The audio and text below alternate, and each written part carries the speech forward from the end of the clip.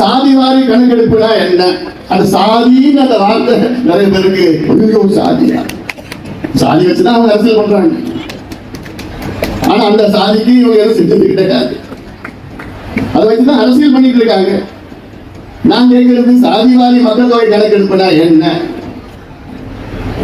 இன்னைக்கு இடஒதுக்கீடு என்பது சாதியின் அடிப்படையில் தான் இடஒதுக்கீடு நமக்கு கிடைக்கும். மத அடிப்படையிலோ மொழியோ இனமோ மாநில அடிப்படையில் கிடையாது, சாதி அடிப்படையில். அந்த இடஒதுக்கீடு அந்த கணக்கெடுப்பு 1931 வெள்ளையர்கள் வெள்ளக்காரன் எடுத்து போனாங்க. கடைசியில 92 ஆண்டுகளுக்கு முன்பு வெள்ளையர்கள் அந்த கணக்கெடுப்பு நடத்தினாங்க. அந்த கணக்கு வச்சுதான் இன்னைக்கு வரைக்கும் இடஒதுக்கீடு வழங்கிட்டு வராங்க. எங்களுடைய கோரிக்கை என்ன? இன்னைக்கு கணக்கெடுப்பு நடத்துங்க.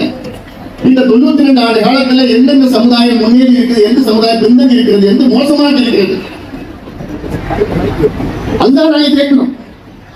இதைத்தான் பீகாரில் நடத்தினார்கள். பீகாரில் நடத்தி அங்கே இடஒதுக்கீடு கிட்டத்தட்ட 15 விழுக்காடு உயர்த்திவிட்டார்கள். 60 விழுக்காடு, 75 விழுக்காடு இடஒதுக்கீடு உயர்ந்திருக்கிறது. அந்த இடஒதுக்கீடு மட்டுமல்ல, அங்கே பீகாரில் கிட்டத்தட்ட 94 லட்சம் குடும்பங்கள் மாத வருமானம் 6000 ரூபாய் குறைவாக இருக்கிறது என்று கண்டறிந்து அந்த 94 லட்சம் குடும்பத்திற்கு 2 லட்சம் ரூபாய் ஒதுக்கீடு ஒவ்வொரு குடும்பத்துக்கும் ஒதுக்கீடு செய்திருக்கின்றார்கள். இதுதான் உண்மையான சமூக நீதி.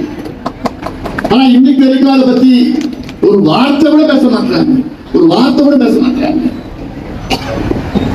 எல்லா மாநிலத்திலும் எடுத்துட்டாங்க. ஆந்திராவில் எடுத்துட்டு இருக்காங்க, தமிழ்நாட்டில் முடிச்சுட்டாங்க, தெலுங்கானா அடுத்த வாரம் அறிவிக்கிறாங்க, பீகாரில் எடுத்து முடிச்சுட்டாங்க. எல்லாருக்கும் அது அவசியமானது. இது சாதினா சாதியோட எண்ணிக்கை கிடையாது. ஒவ்வொரு சாதியும் எவ்வளவு எண்ணிக்கையில் இருக்கு அது வேண்டாம், அது இல்லை, அது எங்க நோக்கம் கிடையாது.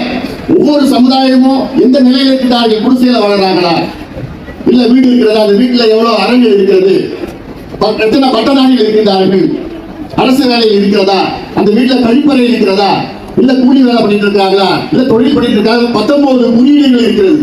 அது எல்லாத்தையும் எடுத்து அது அடிப்படையில இடஒதுக்கீடு அதிகப்படுத்தலாம், இல்ல சலுகைகள் அதிகப்படுத்தலாம், நலத்திட்டங்கள் அதிகப்படுத்தலாம். அதுல pointed micro targeting of communities இது அவசியமானது. இதுதான் உண்மையான சமூக நீதி. இதை கிடைத்தால்தான் தமிழ்நாடு முன்னேற வேண்டும். நோக்கம் தமிழ்நாடு முன்னேற வேண்டும், அதுதான் நம்முடைய நோக்கம். அதுதான் நம்முடைய கர்ம வீரர் காமராசர் அவர்களுடைய நோக்கம்.